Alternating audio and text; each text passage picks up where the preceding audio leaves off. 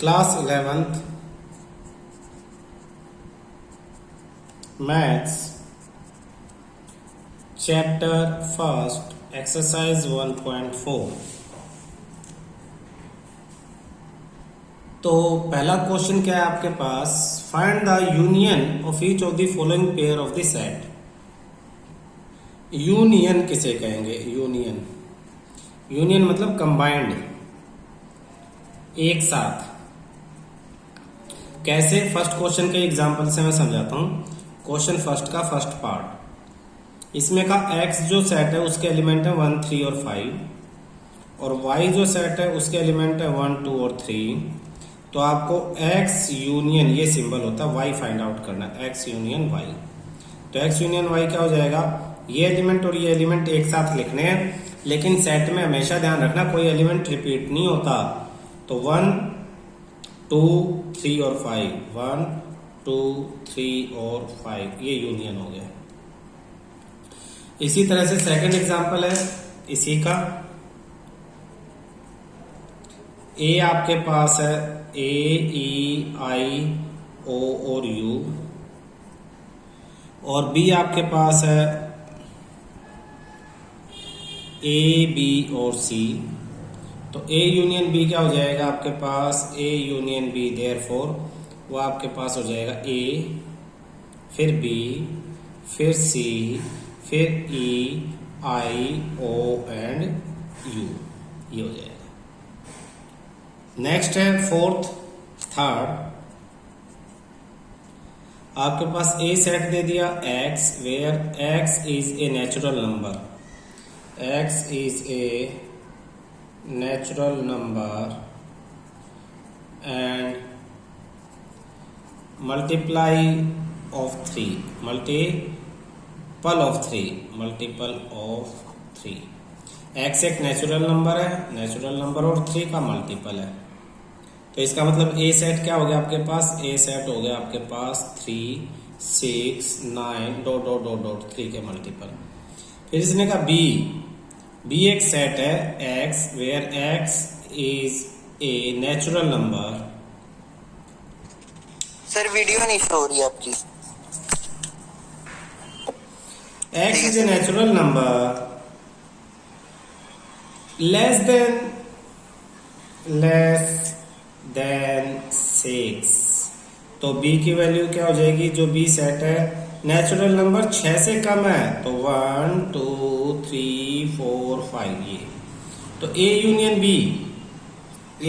B क्या हो जाएंगे? दोनों को कंबाइन करके लिखना है। ए यूनियन बी एक सेट होगा जिसमें 1 आएगा, 2 आएगा, 3 आएगा, 4 आएगा, 5 आएगा, 5 के बाद 6 आएगा, 6 के बाद 9 आएगा, 8 और 12 आएगा, 15 आएगा, और डॉट डॉट डॉट डॉट 3 के गैप से अब ये डॉट चलेगा। क्लियर है? Yes sir. 1, 2, 4, 5, 6 तक तो लगातार चलेंगे, उसके बाद 3 के मल्टीपल्स हो जाएंगे। तो ये ए यूनियन बी है।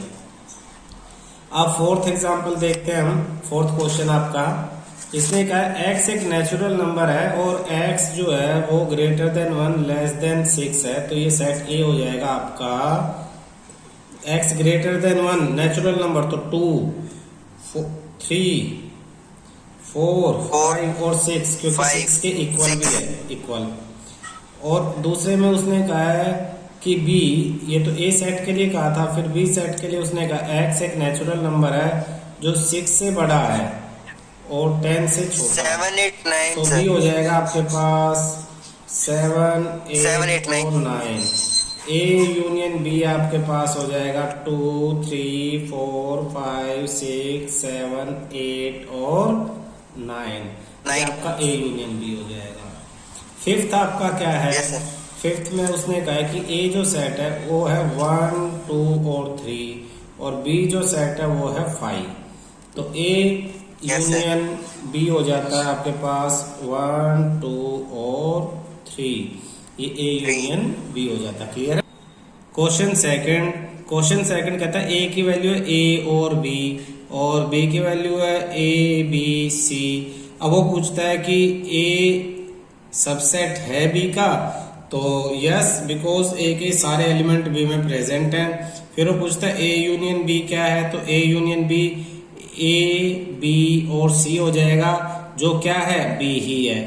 तो एक फॉर्मूला बन जाता है आपके पास कि अगर ए सबसेट है बी का, यानी ए के सारे एलिमेंट बी में प्रेजेंट हैं, तो ए यूनियन बी बी ही होगा।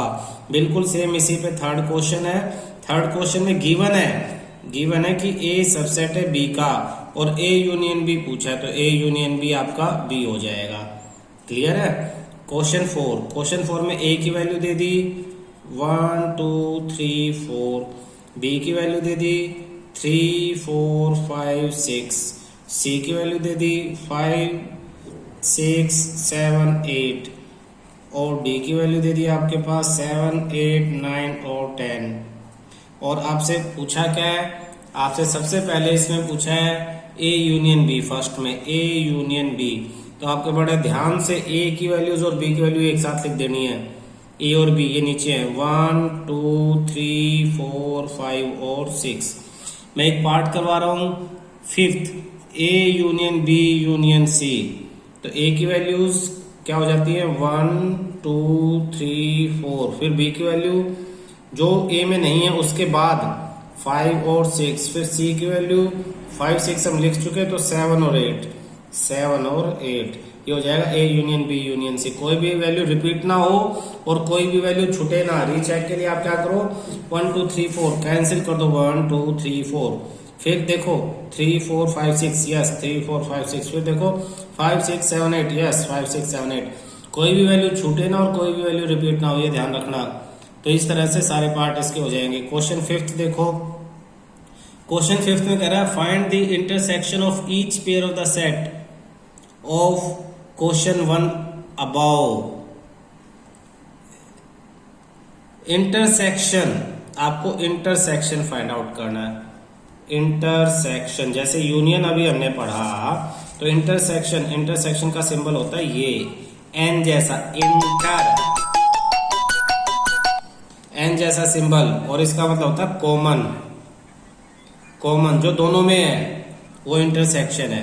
तो कह रहा है पिछले क्वेश्चन 1 में जो कंडीशंस थी उन्हीं कंडीशंस पे इंटरसेक्शन आपको फाइंड आउट करना है, यानी जो दोनों में कॉमन था। मैं एक एग्जांपल दे रहा हूँ, फर्स्ट वाला एग्जांपल क्वेश्चन 1 का फर्स्ट पार्ट, उसमें x की वैल्यू थी आपके पास 1 3 और 5, और y की वैल्यू थी आपके पास 1 2 और 3, और आपको x इंटरसेक्शन y निकालना है। यूनियन से अपोजिट सिंबल है, तो दोनों में 1 और 3 कॉमन है, तो 1 और 3 ये आपका आंसर हो जाएगा।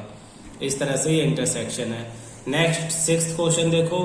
अब हमें 6th क्वेश्चन में आपको a की वैल्यू दे दी 3 5 7 9 11, आपको b की वैल्यू दे दी 7 9 11 13, आपको c की वैल्यू दे दी 11 13 एंड 15, और आपको d की वैल्यू दे दी, d की वैल्यू है 15 एंड 17। फिर आपसे पूछा क्या है, अब आपसे पूछा है a intersection b, first part a intersection b, तो क्या हो जाएगा, a की वैल्यूज देखो 3 5 7 9 11 और यहाँ पे 7 9 11 13, तो 7 9 11 दोनों में कॉमन क्या है 7 9 और 11, ये इंटरसेक्शन है। मैं इसका एक और पार्ट कर रहा हूँ, मैं इसका 9th पार्ट करता हूँ। 9th पार्ट क्या कहता है कि आप a intersection b find out करो और इंटरसेक्शन b यूनियन c, यानी आपको a और b का इंटरसेक्शन फाइंड आउट करना है, b और c का यूनियन, और इन दोनों का इंटरसेक्शन आपको फाइंड आउट करना है। तो सबसे पहले आप इसमें a intersection b find out कर लो। तो a इंटरसेक्शन b, a ये रहा 3 5, ये हमने फाइंड आउट कर लिया था पहले ही, ये हो जाएगा 7 9 11। फिर आप फाइंड आउट करो b यूनियन c, तो b ये सब और c ये सब, 7 9 11 13 15, 7 9 11 13 और 15, और फिर अब आप इन दोनों का इंटरसेक्शन, यानी a intersection b union c, इन दोनों में कॉमन क्या है देखो 7 9 11 इन दोनों में कॉमन है, तो ये आपका आंसर हो गया। इस तरह के सारे क्वेश्चन आपके 6th पार्ट के कंप्लीट हो जाएंगे। क्वेश्चन 7 क्वेश्चन 8 ये आपका सेल्फ खुद करोगे, समझो होमवर्क है। क्वेश्चन 9 देखते हैं। क्वेश्चन 9 में कहा है आपको ए की, बी की, सी और डी की वैल्यू दे दी है। जैसे ए की वैल्यू आपको दी है 3, 6, 9, 12, 15, 18 और 21। बी की वैल्यू दी है आपको 4, 8, 12, 16 और 20। आपको सी और डी की वैल्यू दी है, अभी यही मान के चलो। और सपोज इसका फर्स्ट पार्ट आपको ए माइनस बी की वैल्यू निकालनी है। तो अभी माइनस का क्या मीनिंग है ये देखो, थोड़ा सा आपके दिमाग में माइनस जो होता है वो अलग है, यहाँ माइनस अलग है। यहाँ है ए माइनस बी का मतलब all values of A which are not in B. ध्यान से, a माइनस बी में हमें b की वैल्यूज से कोई मतलब नहीं है, b की वैल्यूज नहीं लिखेंगे हम इसमें, सिर्फ a की वैल्यूज लिखेंगे। तो 4, 3 सबसे पहले a में, 3 b में है नहीं है तो 3 को लिख दो। 6 b में है नहीं है लिख दो। 9 b में है नहीं है लिख दो। 12 b में है मत लिखो। 15 बी में है नहीं है लिख दो। 18 भी बी में नहीं है और 21 भी बी में नहीं है। तो ये a माइनस बी है। अब बी में क्या बचा क्या नहीं बचा उससे हमें कोई मतलब नहीं है। तो सिर्फ a की वो वैल्यूज जो b में नहीं है वो हमें इसमें a माइनस बी में हमें लिखनी है। तो आपके पास a माइनस बी में हो जाता है 3, 6, 9,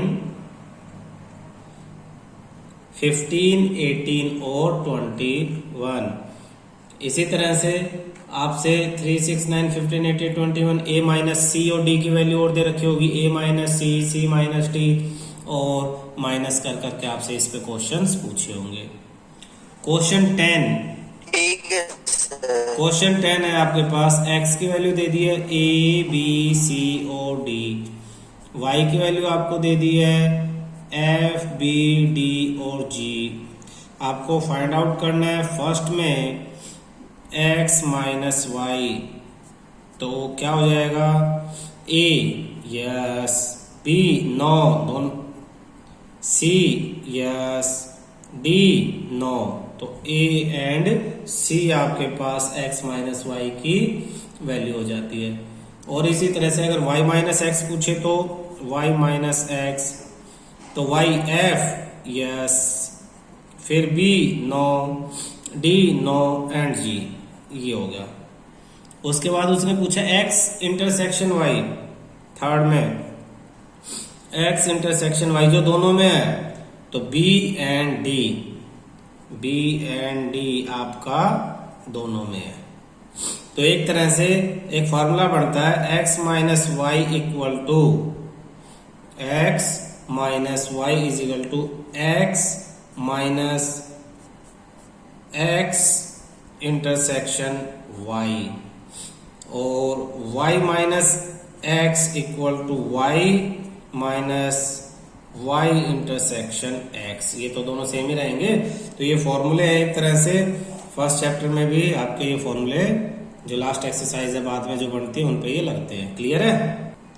क्वेश्चन 11, क्वेश्चन 12 ये आपका होमवर्क का है। क्वेश्चन 11 एंड 12 सेल्फ खुद करना है।